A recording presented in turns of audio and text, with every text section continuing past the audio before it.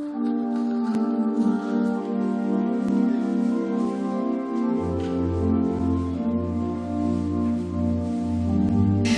like to welcome you all very much to this final of our Caversham lectures with Father Hugh, and we're all looking forward to it very much. Now, I don't know if any of you here don't know Father Hugh's background with his parish, but he was the vicar here from 2012 to 2021.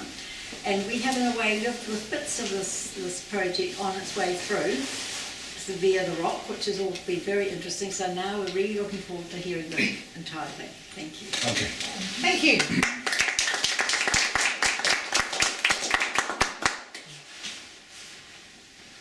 In 1864, the Reverend E.G.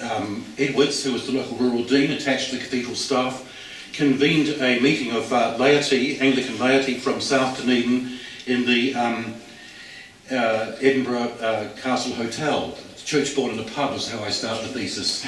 And there was widespread enthusiasm for the Church of England. It was a thing called to get established. Remember, in South Dunedin, the English and the Irish outnumbered the Scots, so there was a significant opportunity here for the Anglican Church. And so money was rapidly raised for the creation of a small wooden church, which would have been up on the embankment above South Road, about where Eastbourne Street meets it. So there was enthusiasm for building that church. It was well attended. The problem was to find people to lead the services. First lay readers did that. Remember, the main service then was Matins and the Litany, and then a revolving door of clergy, because there wasn't much enthusiasm for raising lots of money to pay a full-time stipend. And so from 1864 to 1881, there were a succession of revolving door ministries that never lasted longer than 2 years. Perhaps the most interesting of the clergy was the Reverend Southen, who was a former sea captain. He'd been in charge of troop ships moving from England to India. He was in charge of an ironclad here in New Zealand. And after leaving here, he was briefly Vicar of Waikouiti, then Vicar of Littleton, where he left a kind of living legend reputation, because in Lent he slept in a coffin to remind himself and his parishioners about the brief and transitory nature of this life. In 1881, the first really decisive ministry began here with the Reverend Ronaldson. Ronaldson had first tried to be a sailor in a whaler, but persistent seasickness took him off that. He had moved to a family farm in the Wairarapa. He learned to speak te reo. He liked Maori people. He'd been involved in some mission work. So he returned to Britain, went to a missionary training college, got ordained, got himself married, and returned to the Wairarapa, where he tried to lead a Maori boarding school. The Ho-Ho rebels took care of that. He tried a Maori industrial school in Motueka, and then he was Vicar of Picton for briefly. And then he came to Dunedin and was the diocesan registrar for a while. So in 1881 he became the vicar here, and he resolved within 3 months that the church was in the wrong place. It ought to move to the present side of what was then called Parkside. That was a correct intuition, because that's where the major population growth was occurring. And there was enthusiasm for this. They decided to build in permanent materials. Bishop Neville said, don't do that twice. Build in wood. But they ignored him. The Victorians loved brick. It was cheap. It was plentifully available.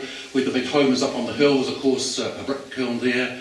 And so the project got underway. And there was trouble right from the start.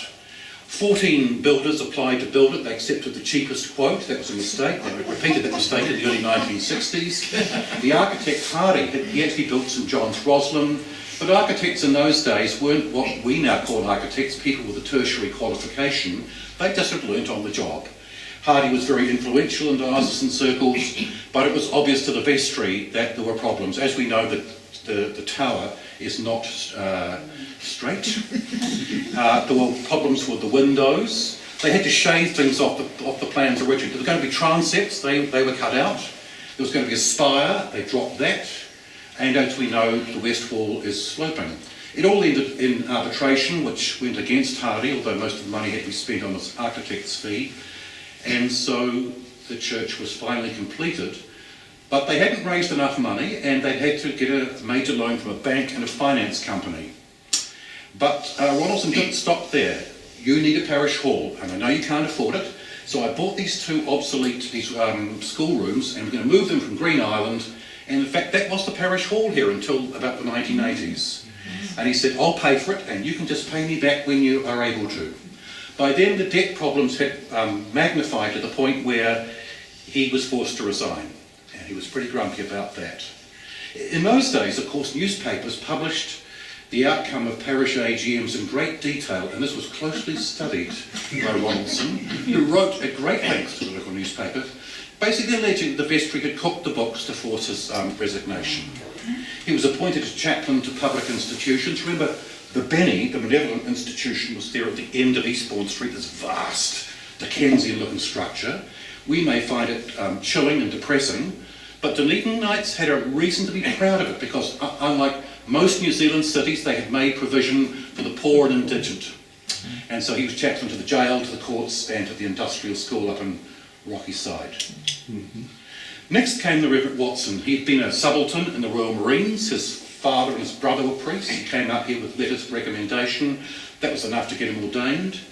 And Brian King, who we're about to hear a great deal more about, was then theological tutor. Remember, Bishop Neville had got slacked off with clergy never staying. So we would train locals. And this was the genesis of what eventually became Selwyn College. And so after brief training, he married a bank manager's daughter. He was ordained. He was the curate of St John's Roslin, and he came here and the job crushed him. In 4 years, the debt problems magnified, his inexperience showed, and he was out. He tried ministry again in Lumsden. That didn't work. The marriage broke up. There was heavy drinking. He died in 1947 or 48 as the caretaker of Tall Boys, which was an orphanage for destitute children. The parish now faced the possibility of imminent collapse. And so Bishop Neville decided to impose the Reverend Brian King on the parish. And we're going to talk about Brian King in a minute. But first of all, I want to talk about Bishop Neville. Whenever you talk to people about the Anglican Diocese of Dunedin and its origins, they start rabbiting on about the Jenner controversy, don't they? And that's a red herring, because Jenner was a gentle creature who I don't think would have had the drive or the energy to rescue the Diocese of Dunedin, which was in deep debt problems. Neville had drive, he had energy, he was irascible. I don't think I would have cared to have served under him, but he had married money, and he was prepared to use that money to make the diocese work. And he was prepared to use it to support Brian King and his ministry. And that was decisive. Now we need to talk about the origins of ritualism and Anglo-Catholicism. Anglo-Catholicism in the 19th century proceeds into 3 stages. The Tractarians in the 1840s, emphasising the doctrine of the church, but non-ritualist in their expression. Second phase, the ritualists, who now wear investments, having elaborate liturgies, and attracting widespread opposition, which begins in St George's in the East, where Brian King's father was the vicar between 1859 and 1860. The third movement is liberal Anglo-Catholicism, not what we mean liberalism by today, but that's Charles Gore and all that stuff, and Lux Mundi. We might come to that later on. So, the ritual riots at St George's in the East sparked off the second phase, the heroic phase of Anglo-Catholicism. Gin-soaked mobs tried to shut down services there, sparked off, it has to be said, by evangelical and Protestant organisations. Anglo-Catholic supporters rallied there. There were intermittent attempts by the police to deal with the situation, and in the end his father was driven off from the parish to become the rector of Avebury, which is a sort of smaller version of Stonehenge. Well, what would Brian King have made of all that? He was the eldest of 9 children. He was a teenager when all that happened. He believed his father, he had a hagiographical view of him, martyr of ritualism. Historians are divided about his father. Was he, as the Daily Telegraph described, a silly, effeminate, carnal man? I think historians now take a more balanced view. He'd been pushed into the position he was in by extremists at St Peter's London docks. So Brian King would have noted 1 or 2 things about what did and didn't work in this situation. And in his early 20s, he'd gone off to work for a mercantile firm based in Liverpool and Bombay, and he was the branch manager in Bombay for 5 to 6 years in his early 20s. So already he had business and financial experience. He was used to operating independently in a foreign culture. He returned to Avebury to learn how to be a priest by his dear old dad. He went to Western Australia where he was ordained, and he served briefly in 3 different Australian parishes before coming here to be the theological tutor and priest in charge of St Martin's North East Valley. So this is the man imposed on the parish in 1892 who would turn everything around by the time he retired in 1911. Well, partly it was a case of what I would call Trotskyite entryism. The parish had to accept him and his different way of doing things because it was last chance saloon. Without that, it would close. He had business and financial experience. He was pastorally zealous. And I think he had something else, EQ as we now call it, emotional intelligence, the ability to get on with people. And I think that's what turned things around. I mean, the first crisis came within a year of arriving when one of the bank threatened to foreclose. He went to the Dawson Trust Board and said, give us a mortgage for £500 at a favourable rate of interest, and he saw that debt off. The following year, there was another crisis. You haven't paid my stipend. You haven't paid the rent. He lived in a house in what we now call Loyalty Street. There was no vicarage then. And Bishop Neville backed him on that threat to resign. And Captain Esther, a very famous layperson, we might be able to talk about him later on, after who Esther Crescent is named. There's a stained glass window to him in the church, backed him too. So he got through that one. But I think his greatest achievement was to bring the Ronaldsons back on side, who were pretty hacked off. And CJ, the son, the bank manager, he approached him about being church warden. That reply was no, but he eventually won him over to be both in charge of the Sunday school and a church warden. And he went to Ronaldson Senior and basically talked the debt issue down. Remember, this has become a real bone of contention between the parish and him. So the idea was the parish would cough up at a reduced sum. And after that, the Ronaldsons were his strong supporters. So he left in a very strong position. He was quite moderate when the changes in worship he introduced. The lineup of services then was 8 o'clock Hurry Communion and 11 o'clock Matins and the Litany. He slowly reduced the number of Matins and Litanies to twice a month, replaced by a Sun Eucharist. The next vicar to come along to begin to cement this tradition of the Anglo-Catholic thing was Edward Deering Evans. What an interesting person. He had an American father. He'd been trained at Lincoln Theological College. They were new innovations then, seen as rather like Roman seminaries. We don't approve of that. He had served the curacy in Lowestoft, but then in Geordieland. And in 1910, the General Mission of Help came to New Zealand.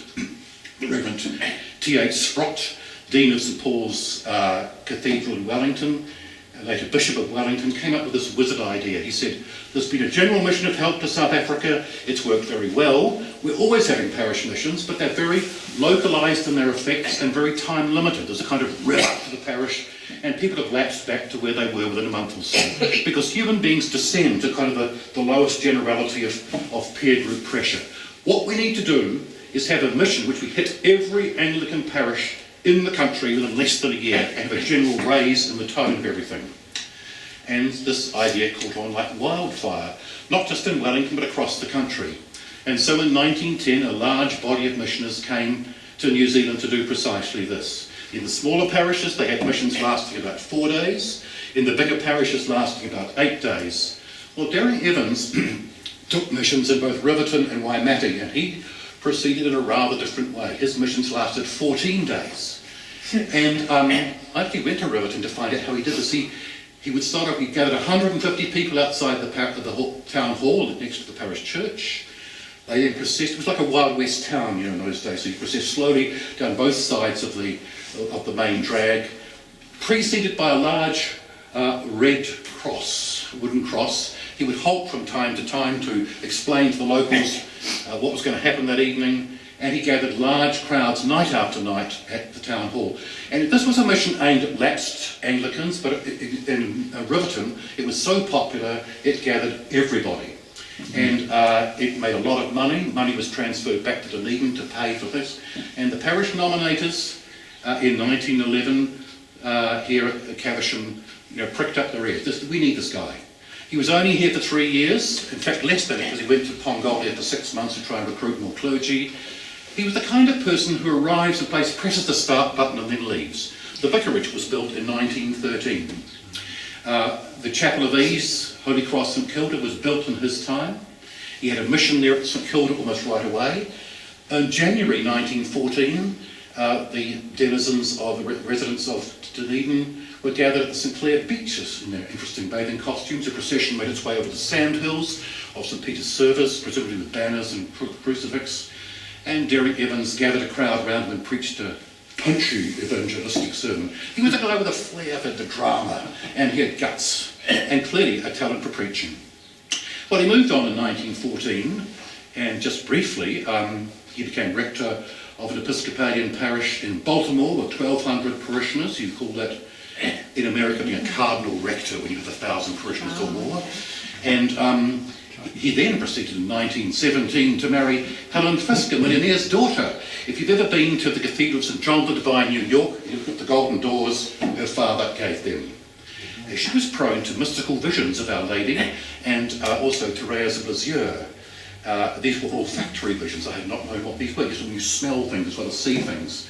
And she was persuaded by an SSJ father to publish a book of these visions. They were married in the great Anglo-Catholic shrine in New York, and there were 2 bishops in attendance, the Governor-General of Canada, and members of British aristocracy. Well, how appropriate for an Anglo-Catholic priest to marry a woman with lots of money and who was prone to mystical visions. I think that's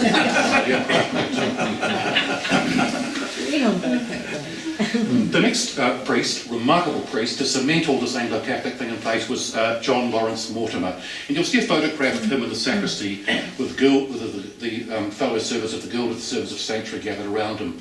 2 of whom became priests. Edward McLeavy would go on to turn St Barnabas Roseneath in Wellington to an Anglo-Catholic shrine. Stan Hurd would serve his entire ministry in this diocese. This went on with the GSS.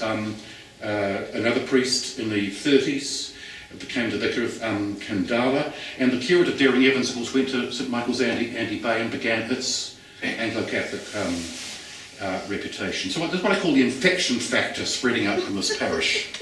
Well, Mortimer was a Kiwi. He'd had a degree in economics at Oxford. He had been to St Stephen's House, Oxford, that advanced Anglo-Catholic theological college that Father Carl was trained at. And he came out with Father Burton, the missioner who turned St Michael's Christchurch into the great Anglo-Catholic shrine, as part of the change team. And he had married Burton's daughter. We'll come back to the remarkable Mrs Mortimer in a few minutes' time. And he was a Christian socialist. He spoke to the striking waterside workers in Littleton in 1913. Your cause is just, do not become violent. And so he came to this parish in 1914. And 2 things happened in his time.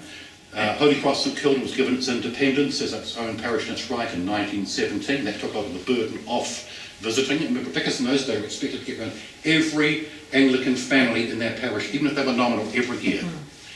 And the other thing that happened was he gave lectures on guild socialism that attracted hundreds of working men to them. So I need to say something briefly about the nature of trade unionism in New Zealand in those days. In Jaffaland, the Red Feds led the charge. They were really radical. They wanted not just better pay and condition for workers, but the restructuring of all society structures in a radical socialist way. You just know how popular that would have been. Here, the craft unions in Dunedin just focused on pay and conditions for the workers. They were very interested in how apprenticeship schemes worked, and they were prepared to accept the Liberal government's arbitration system. Guild socialism, when Anglo-Catholics look back to the Middle Ages as the golden era when Christianity had interpenetrated European culture in a way, and he believed that guilds should be responsible for large sectors of the economy. Well, Mortimer died in 1920 of consumption. Maybe it wasn't a good idea to come to a parish where there were gasworks there, gasworks where the Countdown supermarket now is, the railway shunting yards, and of course coal fires everywhere. The remarkable Mrs Mortimer returned to England and with another woman launched a training facility for young women who would be actresses and dancers in the West End of London. She got her son ordained, they had an Anglo-Catholic chapel there. So these young women, over 4 decades, acted as kind of feeder battalion for the West End of London and were given a very Anglo-Catholic orientation in life. I, of course, find this deeply and truly wonderful and a sign of the generativity of Anglo-Catholicism as well. Well, the early 20s were a tumultuous time in this parish. The 2 vicars didn't last longer than a year. And then along came Canon Button, vicar here from 1925 to 1935, and he acted as a stabiliser. But here I need to talk about the origins of St Peter the Less, the mission chapel in what we now call Hargest Crescent. So And in turn, I need to talk about the St Clair Women's Club, a formidable organisation, begun as a support group for women during the Great War, but it morphed into a kind of permission-giving and resource-gathering organisation. And a formidable St Clair matriarchy emerged who wanted a strong Anglican presence in St Clair. And so they approached the vestry here and asking for that to happen, and they wanted to be teamed up across St Kilda. Now that may strike, they wanted to change the parish boundaries. And that may strike us as very strange, but if you stand outside the St Clair Primary School and look down that long road across St Kilda, is at the end of that road on the left-hand side. And the reality was that St Kilda then was a go-ahead suburb. It had more white-collar workers and skilled working-class people, and lots of young families were moving there. So they and the people of St Clair felt a greater contiguity between their interests as opposed to those working class people in Caversham. Well, the Caversham vestry wasn't impressed. They denied permission for that boundary revision to occur, but they said we will now get more active at St Clair. We'll strengthen the Sunday school presence. And St Clair matriarchy got cracking and purchased Miss Blythe, the land in Hardy's Crescent. The next year they purchased the church that had belonged to the Catholic Apostolic Church. Well, what was that? It was a kind of proto-Pentecostal high church denomination that had arisen in 19th century Britain. They were called the Irvingites. And they believed that our Lord Jesus Christ was soon going to return, so the Reverend Irving had appointed apostles. It wouldn't be necessary to arrange any succession after that because Jesus would be back before they died out. Well, unfortunately, the timetable was wrong, and so the apostles died out, and this church was now redundant in McTaggart Street in central Dunedin. They purchased the church and moved it on site. They then recruited the Reverend Rogers, who was then 83 years old, but his daughter had a shop in St Clair. He was paid a part-time stipend to take the Sunday services and occasional offices. He had an Oxbridge background, so he probably had the right kind of accent for St Clair, and this was a satisfactory situation. And from 1928 to 1930, Canon Button was very happy about the situation. And then the crisis of 1930 developed. At an evensong sermon, Canon Button made it abundantly clear that St Peter the Less, and calling it that had really rankled. I do not understand why they did that, would be nothing more than a chapel of ease for the elderly and the very young. Well, that went down with a bowl of cold sick. He then proceeded to terminate the services of the Reverend Rogers and replace him with the Reverend Samuda, a young man just out of Selwyn College. There was a stormy vestry meeting at which the St Clair people tried to get that decision reversed. Button pressed on, and the four members of St Clair from the vestry resigned. The guild dissolved itself, and things were pretty middling in St Clair for a while. Well, why had Button taken this extraordinary step that caused so much trouble? I think he had a sense that St Clair people were getting ahead of themselves, that the place was just getting a bit too independent, a bit too initiative. It needed to be, get to pull their heads in. Well, it's not a good outcome. The Depression came, and Samuda was obliged to leave because there wasn't any money to pay him. He went down to Invercargill, and by 1935, Canon Button declared himself exhausted, and so he moved off to Waikouiti and seems to have recovered a second when he became the Vicar of St John's Roslin, then Dean of the Cathedral. Enter on the scene Arthur Pywell, vicar from 1935 to 1952, a short, peppery, energetic little Australian. And the thing about it, history repeated itself. Pywell was not afraid of the St Clair matriarchy. He looked them in the eye and told them the way it was going to be. And he used the Second World War to his advantage. Look, we've all got a common crisis. We need to unite around this, get over ourselves, and it slowly worked. The St Peter the Less began to contribute more and more to the parish. In fact, through the 40s, the 50s and the 60s, the parish leadership, its wardens and treasurers, were elite men from St Clair. And that's a remarkable thing about this parish, looking over its overall history. Although it's been a very working class parish, it's been led by some remarkable elite men. If we've got time, I might talk about who some of them were.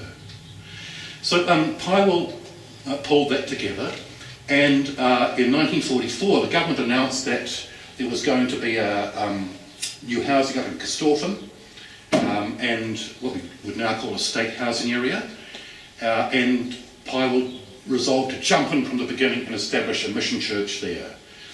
They bought some redundant barracks and moved them on site. And by 1948, St Albans, Corstorphine was underway.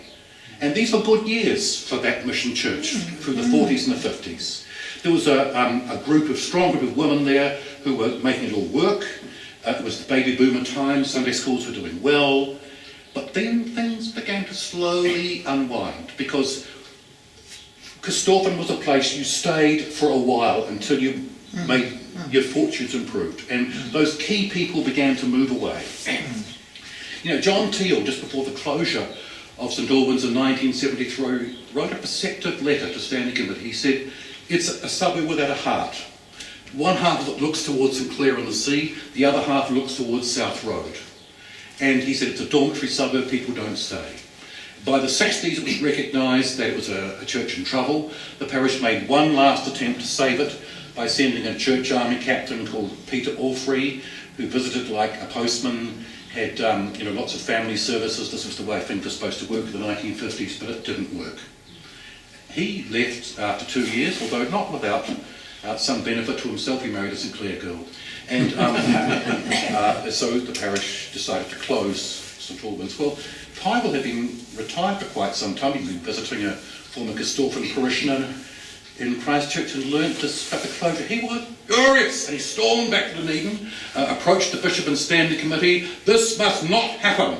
And Roger Taylor and I prepared to celebrate the Eucharist every Sunday for free to keep it going. Well, Archdeacon Miller was appointed to deal with him. Quite wrong for former vicars to intervene in their former parishes. But Pybel didn't leave it there. He was invited to give a guest sermon at one service. He gave the parish both barrels about this decision. Well, let's now look at what happened at the mission church of St Peter the Less in St Clair. Well, the 50s and 60s were a very good time for them. Because in the 60s, Canon Curzon Siggers, the son of the remarkable Curzon Siggers, who'd been the Vicar of St Matthew's and turned it into an Anglo-Catholic shrine, hard to believe now. At this time I can tell you how the evangelical démarche occurred there. Remember the remarkable thing about that parish? Archdeacon Hamblett, who'd been there in the 40s and 50s, his daughter married Colin McCann. Yeah. And, where was I? Oh yes, we're back to St Peter Less. So, Curzon Siggers is a retirement. He'd been a professor of law at Otago University. He's been priest in charge of St Martin's North East Study. He's had a very active retirement there. The redoubtable Anne Turvey was running the Thursday school for the kids after school. It was a sort of Sunday school. There was a youth group, the Sunday school. Through the 1970s, things began to slowly, the wheels began to come off. The St Clair matriarchy died off. The Sunday school and the AAW closed down. But a new cadre of people came on board, like David Scooter and his parents, for instance. And it was middle of the road Anglican religion, Book of Common Prayer with a few hymns, and things kept going until 1993. Fane Old Brown was rather hoping she'd be here. She was sort of instrumental on behalf of the vestry in shutting it all down. And I'm trying to write an article right now for the Journal of Ecclesiastical History called The Absence of Mission Planning in South Dunedin. The absence of a plan B. What had been the intention of creating these chapels of ease, these mission churches? Were they there to be temporary structures there for a season? Were they intended to morph into an independent parish existence? I argue that that's probably the path that should have been taken for St Clair. Or what came after that? There wasn't a plan B. Now we're obsessed about mission planning, and we left it too late. And the really interesting thing, at St Peter the Less, that happened in the mid-60s was a decision by the locals to build a new church there. They even got architects' drawings to do that. And there was a lot of enthusiasm for it. But the bishop and standing committee poured cold water on it. If you do this, won't all the other mission churches want to have permanent structures as well? And what about church union? We're getting very interested in church union in the 60s. You need to go and talk to the Presbyterians. I think the other thing was that John Teal had been instituted in 1962 and had inherited this kind of very enthusiastic situation, was beginning to get cold feet. In 1965, a big meeting took place, the Parish Life Probe, the people of the parish looking at the life of the parish. Well, Alan Blackburn and Robert Walton were great devotees of the group life laboratory movement. Hands up anybody who's been to a group life laboratory. Imagine we could close the doors here in the hall tonight Nobody's leaving for 8 hours except for toilet breaks and meals, and we're just going to talk amongst ourselves. And the plan would be that church would dynamically interact with each other. A deep truth would emerge about ourselves, about our interacting with group people. I have been through a couple of these. Dreadful. And at this meeting, in 1965, a lot of pent-up frustrations and resentment and grumpiness about the whole St Peter Less saga emerged. And I think John Teal felt that a Pandora's box had been opened and there was going to be nothing but trouble. And that's why he was keen to see the plan to rebuild scrapped. They spent money on repairing St Peter the Less. It continued on for another 20 years. So we come now to the 1950s and the ministry of Roger Taylor between 1952 and 1962. These were very good years for this parish. The communicant figures were steadily rising from about 6,000 at the start of his ministry to about 11,000 at the end of it all. Part of the frustration is the diocese didn't require accurate statistical data. We only know about those communicant figures because Roger Taylor thoughtfully totted them all up and put them in the Parish Mag. Parish Mag at this time was wonderfully gossipy, a great boon to historians. And it wasn't until much later that they began to ask, what's your annual attendance figure? And then, as things began to deteriorate, the stats that really mattered, numbers of families under active pastoral care, that became just before the year 2000, number of individuals active in parish life. Well, that said a lot, didn't it? There weren't many families anymore. And that number was beginning to shrink. But the numbers kept going up until 1964, which is when many sociologists and church historians say that the decline of organised Christian religion began. So it's uncanny that that's the exact year at which slippage began. At first it was very slow, very slow. You wouldn't have noticed it, but in the 70s it was picking up steam, and through the 80s and 90s, very visible indeed.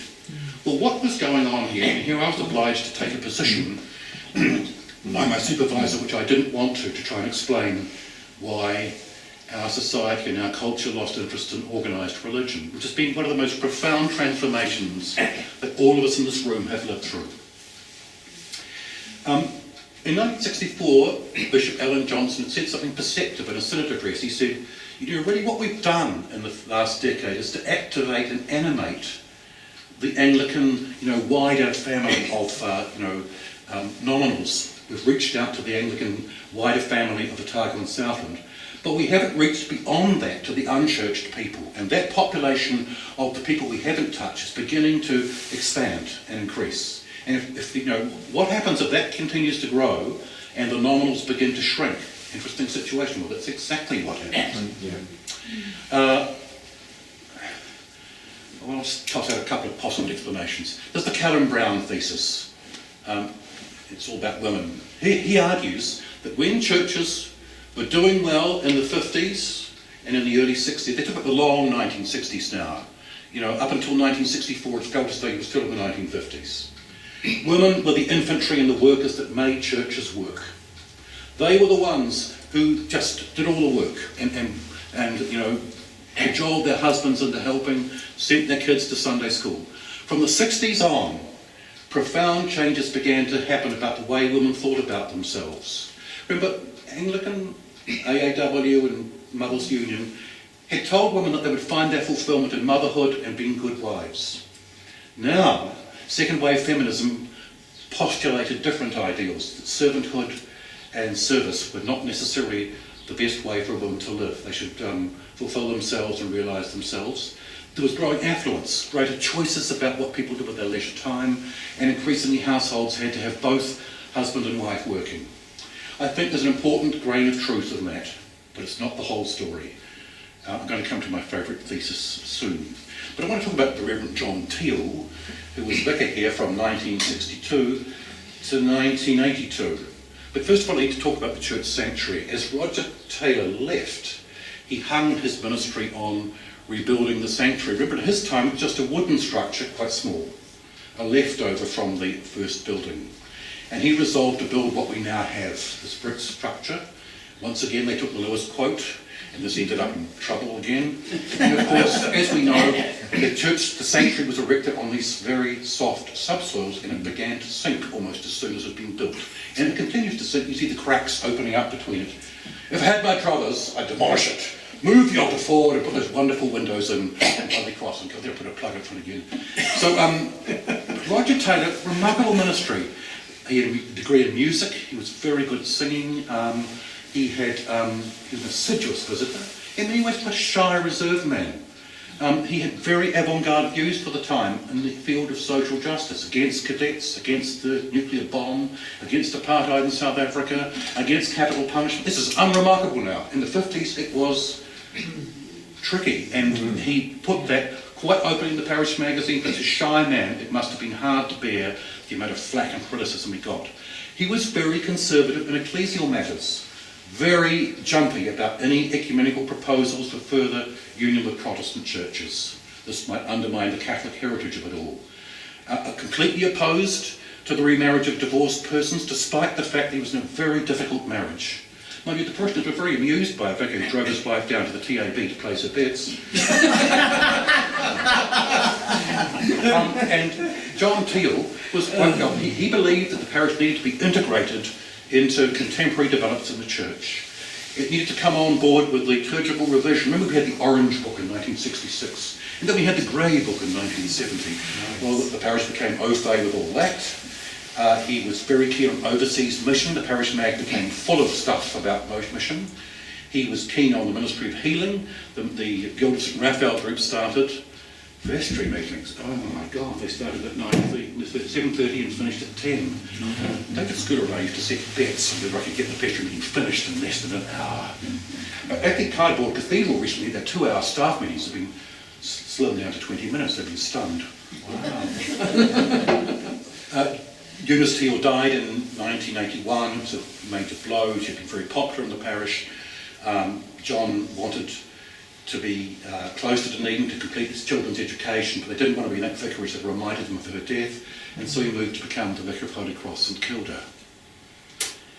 Well, there was a final round of boundary wars between Holy Cross St Kilda and this parish, and it's helped me to understand the very ambivalent relationship between the two parishes.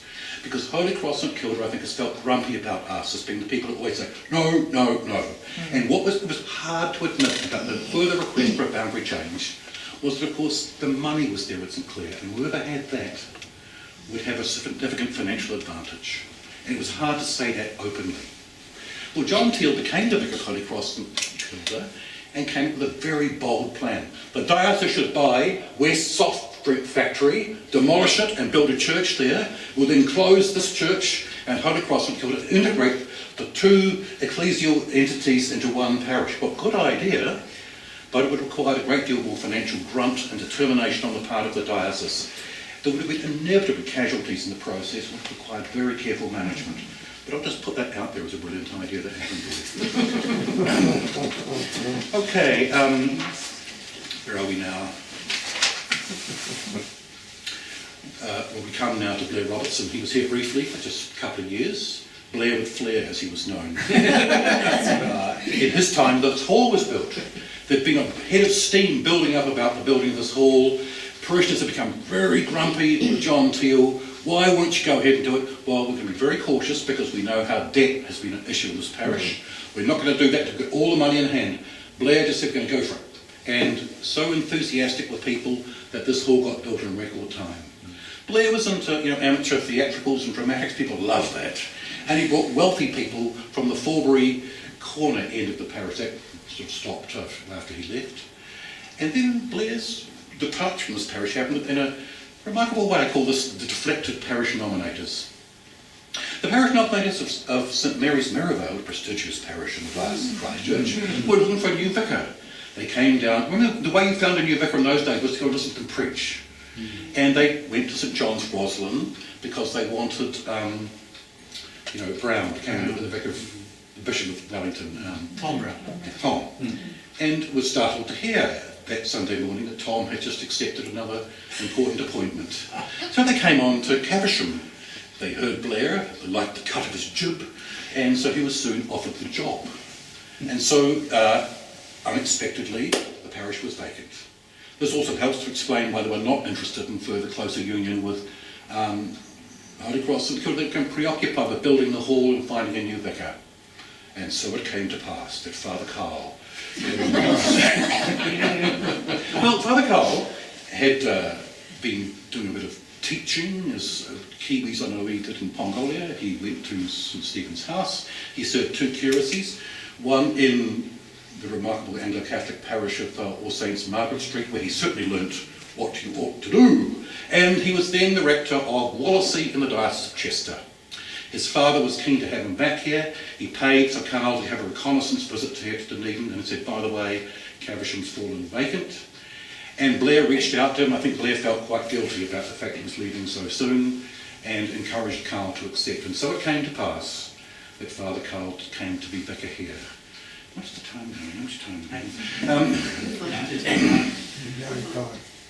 The really important thing that Father Carl did was to complete the Anglo-Catholic Revolution begun in the time of Derry Evans, Mortimer and King. The kind of Anglo-Catholicism that they were pushing, that it could come to prevail as the, sort of influenced tone of the start, it was quite moderate and defensive. And for people like Carl and me, trained at English theological colleges of a certain ilk in the 70s and 80s, the liturgical reforms of the Second Vatican Council were crucial. And in particular, it constellated around the Paschal Triduum. By that I mean, the service on Thursday evening, the liturgy of the Passion on Good Friday, the vigil on Saturday night, in which the dramatic events of the death and resurrection of Christ are brought together as the very liturgy of liturgies. And finally this happened. Remember, in this parish, Holy Week was pretty indistinguishable from most middle-of-the-road parishes before that. There was the 3 hours devotion on Friday, a sort of endless hymn prayer sandwich.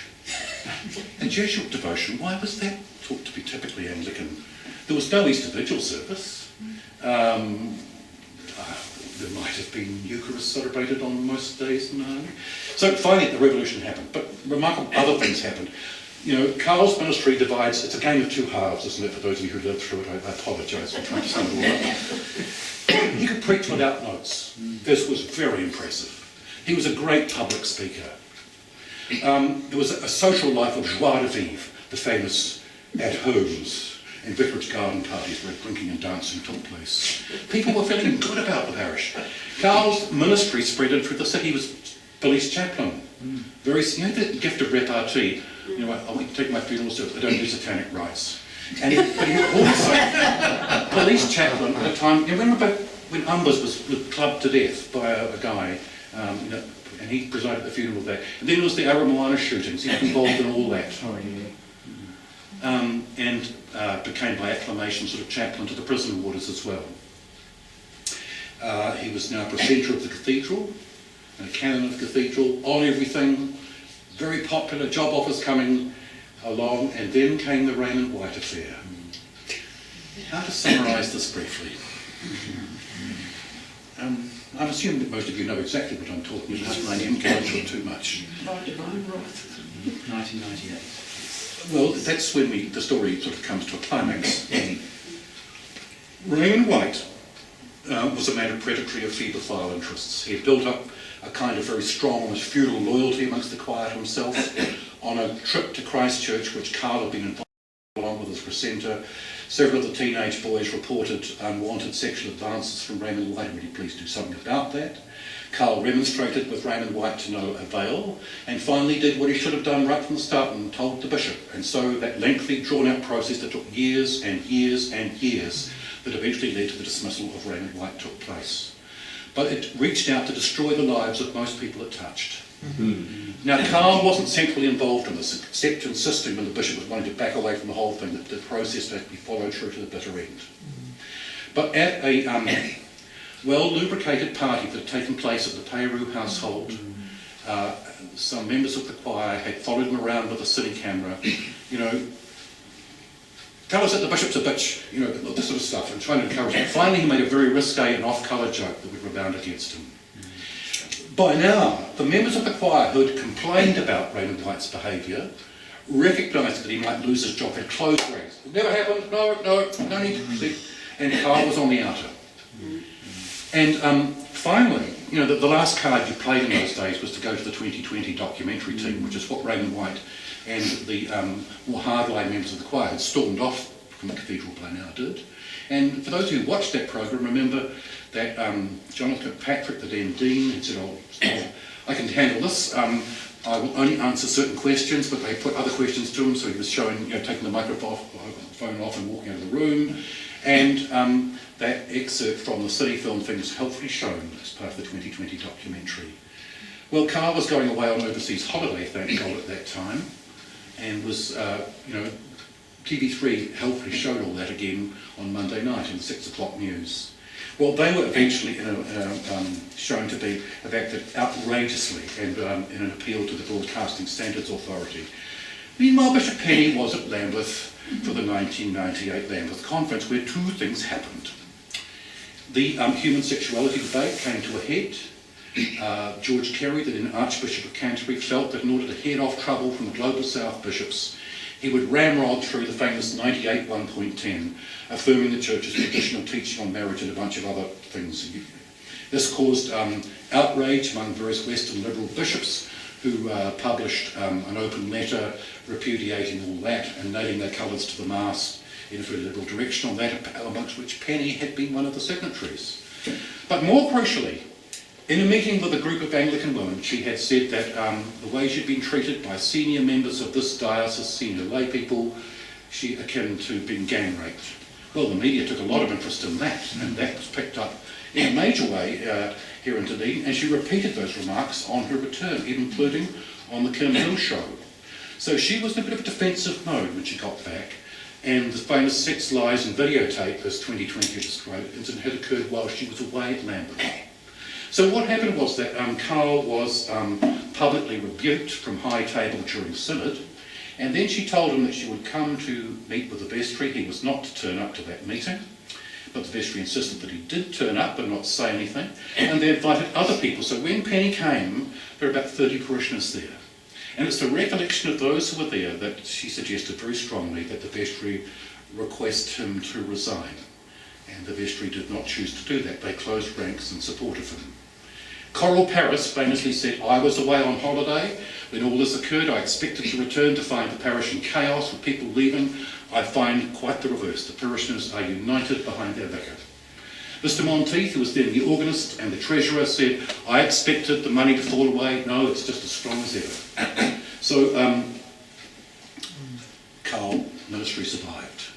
I'm bound to say at the annual Episcopal visit there was a certain froideur in the atmosphere. They saw it through. But what I call Fortress Caversham had now emerged. All the offers of other jobs elsewhere dried up. Carl resigned off everything. Now he was confined like a sort of, you know, on Indian reservation. People used to talk about sneering about Father Carl's gated community. But in a way, it contributed to the parish's survival. Well, my parish history finishes with about some remarkable and timely good fortune. These two bequests that came in at the end of the century. The Darcy Christopher bequest. Who was Darcy Christopher? Darcy Christopher had been training as an RNZAF pilot during the war when his plane crashed off White Island. He was rescued by members of the Sinclair Surf Club. He had then married into Mockett's Motors in Colverton. You'll still see it there on the right-hand side as you drive through Colverton. Very successful business. He and his wife, it was a childless marriage. They retired to Blenheim when they died. And this remarkable quest system that Sinclair, the Surf Club, and the parish and various other charities around here get, at 5-year intervals, a remarkable infusion of money. It's administered by 2 Mochwaka accountants.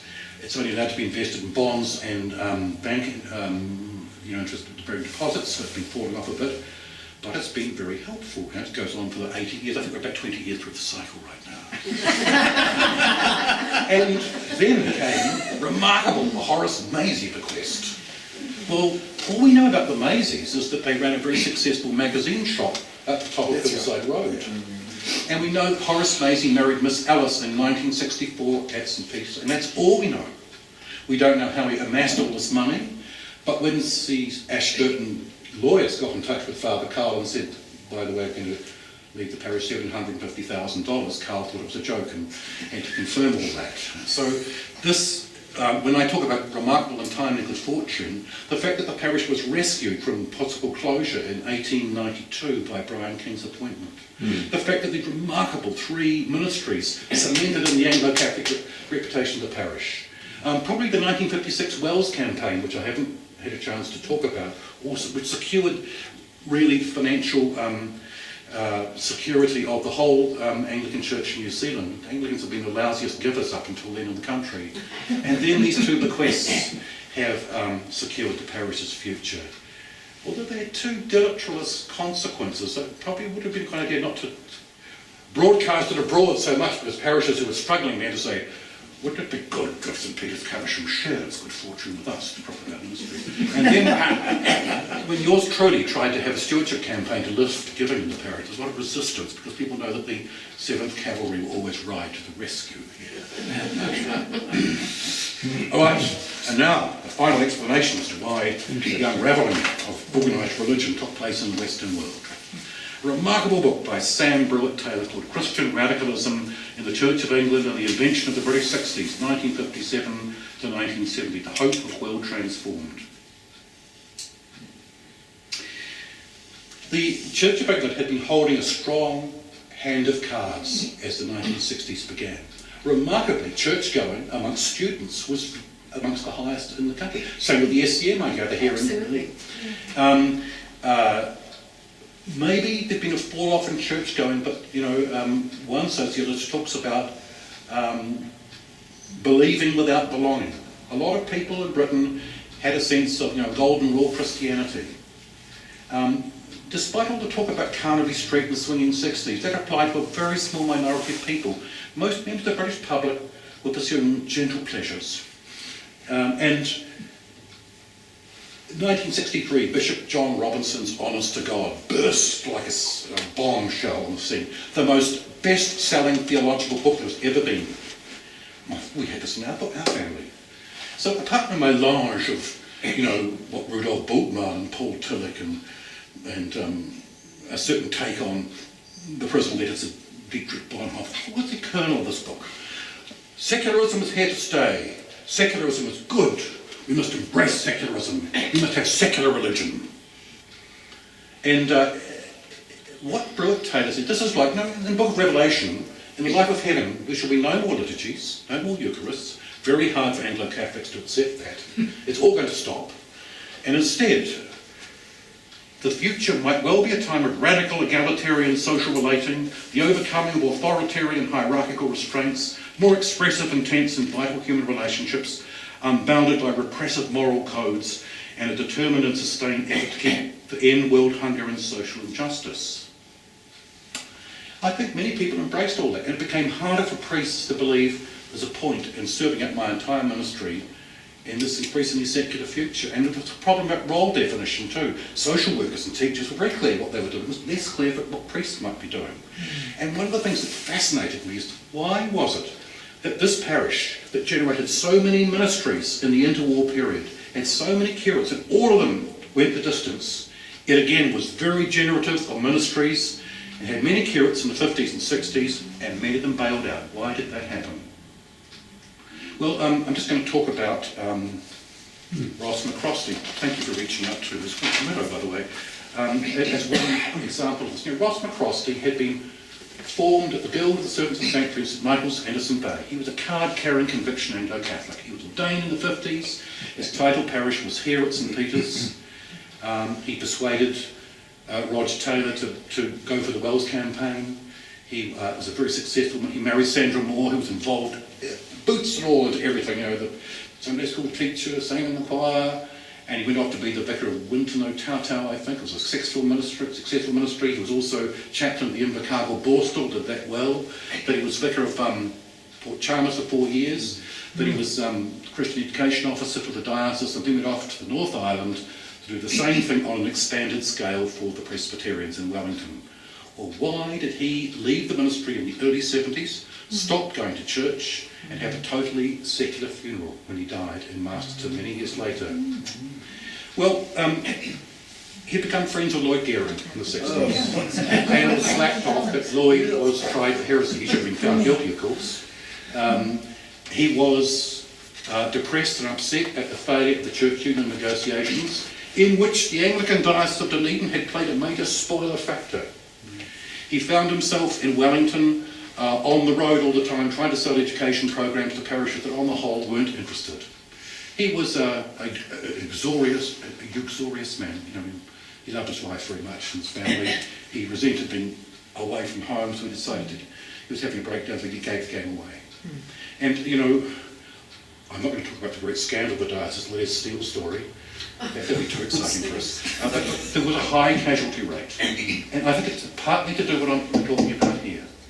And I want to talk about why did St. Peter supply? Well, churches that stand for something, we talk about self-defining religion, that have a clearly defined identity, have tended to do better. There's a self-confidence in itself and a clarity of proclamation. In self-defining religion, there's a clear sense of identity, clearly defined values and beliefs, passionate and enjoyable belonging rituals. You know, it's like a soccer football support team. There's colours and there's chants. There's a sense of who we're for and who we're against. Well, Bishop Penny very conveniently provided that. And I think too there was a growing sort of split between the parish and the diocese. The diocese was going off in a more progressive identity politics direction. Caversham was supporting more of a kind of classical Anglicanism thing, and this also helped the both the strengths and weaknesses of it all. I forgot to mention Carl moved the altar forward, put in the Deutsche music setting, of course. Anyway, just briefly, one or two things. One of the things I came to see and look at the world of the laity, which my supervisor forced me to do, was that I talked about the mission tool, there's a retention tool. Through the 40s and the 50s, Anglican parishes had a remarkable panoply of affinity groups and fun groups. I remember Kate Patterson saying to me about her growing up years at Holy Cross in Kilburn in the 1950s, there was something to go to every night. Here, it wasn't just a holiness club of the Guild of the Servants of the Sanctuary, it was the drama group that was started by lay people. There were a Harrier club, so God knows what, dead balls. People often met their marriage partners through these groups. This world began to slowly disintegrate through the 60s because growing affluence meant growing and more rewarding choices about leisure. New Zealanders stopped entertaining themselves. Remember, it was a time when many country areas put on a Rodgers and Hammerstein musical most years. It's been a generation, we older people are joiners and belongers. I noticed that people who use the hall here are people are our age. Young people aren't joiners and belongers anymore. That the world of what I call the total world, in which you could live your life in this Anglican bubble and become an Anglican almost by having fun, began to dissolve. That's one of the themes I pursue. Yeah. That'll be for now. Open for questions, yes. Could have done yes and now, I can't believe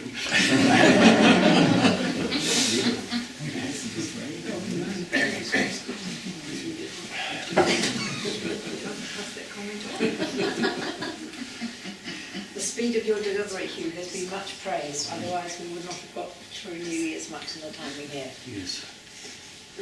So I talk about elite men. Broderick and Esther both came from East Yorkshire. Broderick was a businessman. He was helpful in staving off disaster in the parish's time. You know, he knew what to do with a failing business. Try and talk the debt down. Try and get more time. Esther wasn't so high in business skills, but he was a stabilising conservative force. I hadn't realised that when General Cameron invaded the King Country, his army was supported by a flotilla of naval ships, including an ironclad commanded by Captain Esther. They rather foolishly got out of the armoured bridge and were shot at by marksmen from that. One of them was seriously wounded. The ironclad beached itself and couldn't be pulled off a few days later. It had all the food supplies for the army. They had to subsist on iron rations and got diarrhoea. But Esther became a company secretary, one of the mercantile companies here, and made a great contribution here. Lewis Deans Ritchie's Chancellor of the University in the interwar period, prominent businessman, prominent in the affairs of the diocese, profoundly influenced by Mortimer. This man changed my life. Again, and then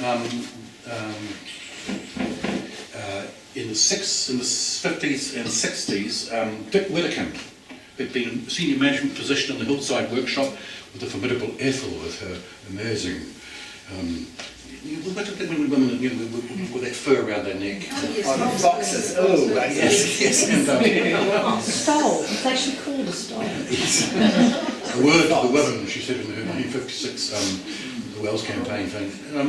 Remarkable how these very able people were there to provide leadership for the parish. Women only came into the vestry towards the end of the time here and made a major contribution. So this is all being written up in a book. Well, the Viva has taken place. The thesis has been accepted subject to revisions and rewrites Yeah. with a somewhat difficult local person. And that needs to take place. As to whether it would be turned into a book is up to the Vicar of Vestry. I can have no opinion about this. Well, I found your lecture tonight fascinating. You bring in the sociology side of things and the change in society, and a lot of books that are written about church histories are absolutely dull, boring, whatever. But your dissertation tonight has been fascinating. Well, one of the reasons why I'm doing this is that there are many parish histories around, and they're of very limited value. They've got no footnotes, no bibliography. Yeah. You don't know whether this is the personal opinion of the author, and often they've pulled their punches about really difficult issues in the life of that parish, and I was resolved not to do that. And part of the motivation for doing this is that what we now need is a thorough and proper history of the church, the Anglican Church in New Zealand. And that will depend on good quality parish histories being written to provide, coverage at the micro level and to open up these other issues. The best thing, in my humble opinion, Noel Derbyshire, priest of this diocese, a Mosgiel boy originally, I think he was. Port Chalmers. Yes, oh my God. He's Port Chalmers. Yes,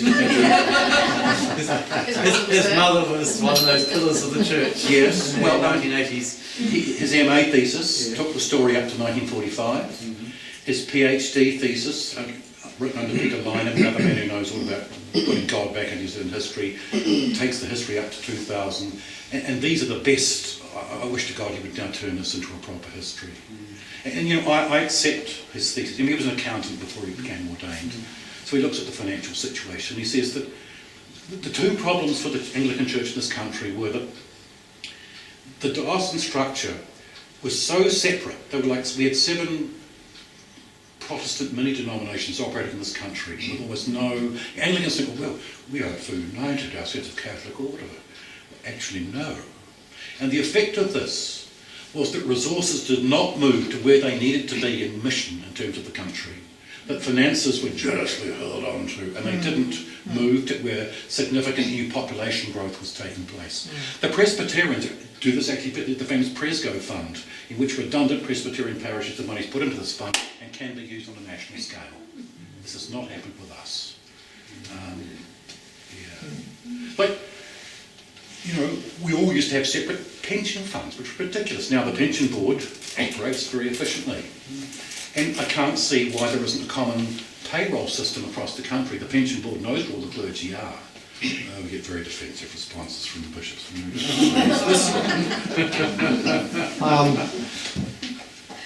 I can certainly understand, and I was very impressed with your rendition of the whole history side of it and the socialist values and how history has played its certain parts in there. But also something else. When we know that God wants something to happen, it will happen. And you can see that there is a thread of something, and I would call it the Holy Spirit, that has kept St Peter's alive. Yes, I'm glad you phrased that, because this is the point at which I ended my Viva, the verbal defence of my thesis. The Great Awakening, the evangelical revival that powerfully affected the Anglican Church, the ecumenical movement that so profoundly affected 20th century Christianity, the liturgical movement that so profoundly affected our worship, Anglo-Catholicism, what are these? These are holiness movements started by the Holy Spirit, that often engender intense opposition, but which renew the church. And here's my problem. I would like God to get up his backside and launch the next holiness renewal movement. We badly need it. And that's the real point about it all. And you know, what's the point of Anglo-Catholicism? What is the point of it all? It's an attempt to define Anglicanism as Reformed Catholicism. It's an experiment in that to see if it can work. And the jury's out as to whether it succeeded or not. I think of the famous, I should have brought it with me, statement of Charles Gore. He said, you know, there's much about the history of the Anglican Church that makes me feel ashamed and depressed. But if ever there was a church on which the hand of God, providential hand is laid, it is Anglicanism. Because it sought to have, you know, a church with priests that wouldn't be priest-ridden. And a church would have an all-pervading scripturalness to challenge reason and tradition in its life. And I believe that. And that's what I hope it will turn out to be in the end. And that's the point of why this parish should keep its Anglican heritage and not just be dressing up and all the rest. No. It's a holiness movement. Yeah. It's about renewing people's lives. Yeah. And it's about, at its best, people like Bishop Philip North in Burnley, in his resolution, as the Company of Mission Priests do, that this religion would seek to establish itself in the poorest areas where people had lost hope the most, as it did in its more heroic phase. Here. I think we're all on one accord in that. Thank you so much for an absolutely Thank you. fascinating